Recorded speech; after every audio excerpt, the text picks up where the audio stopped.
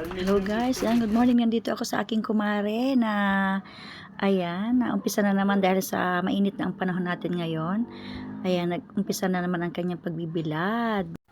At dahil nga malapit lang ang talipapa, dito lang sa tabi nila, so sila ang madalas makakuha ng isda na pwede nilang ibilad. At yan, nagtry nga akong tulungan siya kung paano ba baliktarin yung nakabilad. Simple lang pala, ginaganon lang siya. Pagka tuyo na, ganyan lang yung kabila na naman, kahaluin mo lang. Ayan, at ayan, madami-dami rin silang na bili. Marami-rami ang kanilang naibilad. Ayan, kung titingnan natin. Sarili po niyang gawa yan. So, wala na yung alat niya ay natural ang kanyang alat. Ayan, marami pala siyang nakabilad ngayon. So, ang isang ticklis niya, kung tawagin sa isang, ay 200 ata doon sa hindi pa nakabilad. Ay, madami-dami din pala siyang, magiging paninda sa ngayon. Tsinimpuan naman ang haring araw, talaga namang pinagbigyan ang, ayan kasi madaling, isang araw lang, pag talagang matindi ang init, ayan, talagang tuyong-tuyo na siya. At ang kagandahan po niyan, yan ay natural ang kanyang alat. Hindi na nila inanlawan yan pagkagaling sa dagat, dinerecho na nila yan dyan. So, ayan, ang dami pa, oh.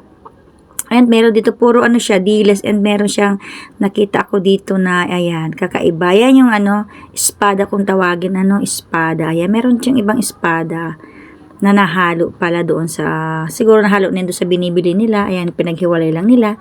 Kaya may naipon din sila pala. Pero masarap din kasi yan.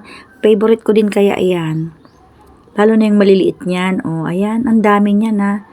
Oh, ganyan lang sila magbilad.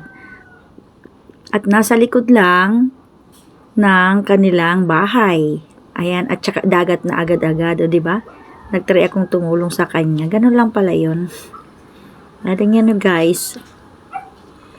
Ayan, sa mga gusto namang na malapit lang dito sa amin sa Camarines Norte. Ayan, pwede po kayo mag-contact sa akin or dyan kay Kagawad Fengrieta. Ayan, sa mga taga Cam Norte.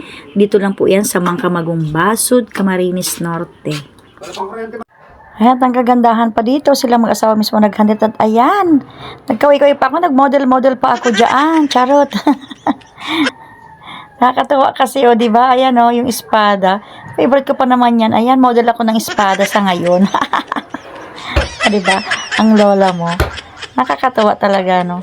At sila rin ang nagbebenta na niyan. Ang dami na siya ditong sa tindahan niya. Ayan, tuwang-tuwa ako. Feel ko talaga siyang magganyan-ganyan kasi tuyo na siya sa ang bango-bango niya. Diba? At ayan na nga, para makita nyo ang kanyang mga ginagawa. Ayan, nagpicture-picture nga kami. Ayan, may mga pa siya. Ayan, may bagoong siya dyan. Ang sarap ng bagoong niya. Try nyo.